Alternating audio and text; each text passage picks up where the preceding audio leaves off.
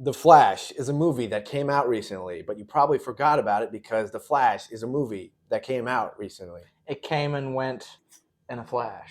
What the Tell me something. This movie stars Ezra Miller, a human person, as the Flash in this movie about the Flash. We're Barry. The first movie about the Flash, and of course it's about Batman. Wait, what? This movie is ill-conceived. Huh. Yeah, what you just said, it's the fundamental problem. It's a 2.5-hour movie about somebody that we really don't care about, and then suddenly we get somebody that we do care about. The whole time you're just kind of like, why can't we just watch this person instead? You can tell that DC wanted their version of Spider-Man No Way Home. The problem, though, is like the problem with every DC movie, post Man of Steel. It's rushed. It's not earned. At all. At all! Time has a pattern that it can't help reliving. This should be like the third Flash movie. Instead, it's the first. What are you doing? I mean, at least the second. Like, I get that he's been in a little bits here or there in other movies, but like, I don't remember super a lot from them other than Zack Snyder's Justice League, where he had some pretty fun scenes. Yeah. He was fun in that movie. He entered the Speed Force. Who could forget? It won an Oscar. Kinda did. So, You gotta break the rule, Barry, and you've gotta do it now. I hate the internet. so as a movie, this is not necessarily good. No. But I did get to see Michael Keaton be Batman again, so I did really enjoy that. Yeah. Ultimately, I just kind of was like, could they just have made an older Batman movie where I kind of got to hang out with Michael Keaton's older Batman? But I did just kind of want to see like a Dark Knight Returns kind of thing.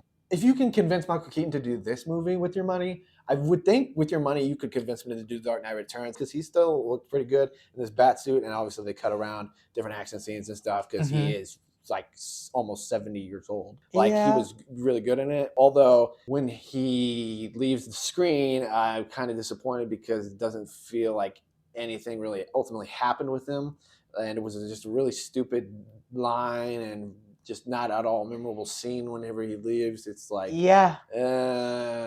Underwhelming. The movie kind of suffers from an Ezra Miller problem. So we barely know this person. This character is played by Ezra Miller, who is a criminal.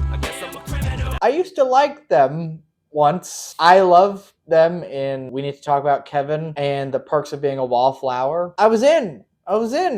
And now we are where we are. He's saddled with carrying the weight of most of this movie. They're not good in either one. good thing is one of them is designed to be annoying, so that part kind of works. Yeah. I guess. Mission accomplished. They're not that bad in this, but ultimately, if I would have spent more time with this character or knew anything about him beyond just a general, oh yeah, the Flash goes really fast and his dad got wrongly imprisoned kind of thing. There's certain emotional beats that they're trying to hit that doesn't really effectively work. I do think some of it was funny, and I thought there were some decent, clever parts with their powers and stuff. And then there's some good lines with, I think the Back to the Future lines with the Airstone stuff was pretty cool and creative. And it's kind of like a movie that wants to celebrate the DC movies, and it's cool that it kind of wants to celebrate movies a little bit with having some jokes like that featured in for the movie fans. It's kind of a cool thing that if this movie was good, it would have been pretty cool. It's so frustrating. The pieces are there. The whole third act where they have a bunch of other DC stuff show up.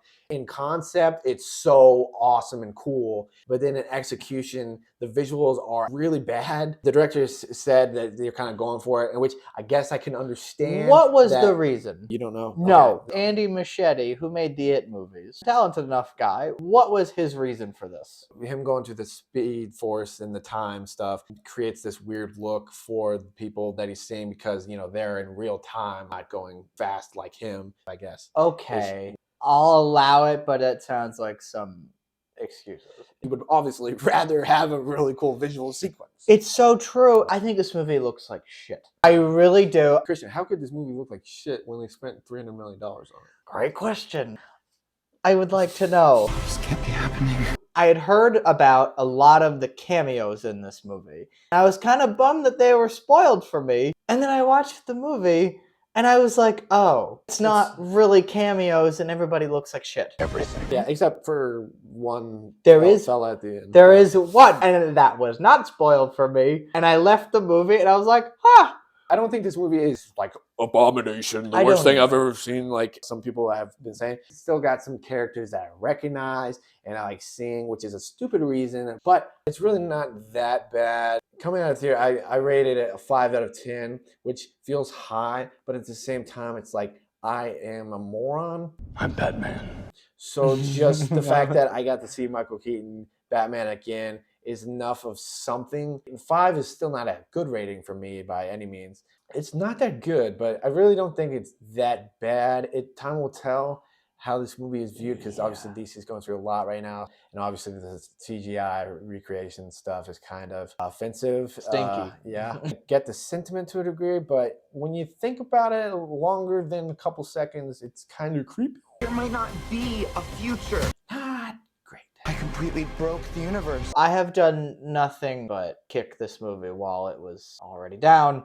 I don't hate it either. It is just something that gets worse the more I think about it. Luckily for The Flash, I haven't really thought about it in a while. I think it's like a 5 out of 10. I really don't think it works. It's just there's a way better movie in here. Hopefully you enjoyed our take on it. We'd like to hear somebody else talk about it a month after it's released, that kind of thing. We have other videos where we do the same thing. We've been waiting for you.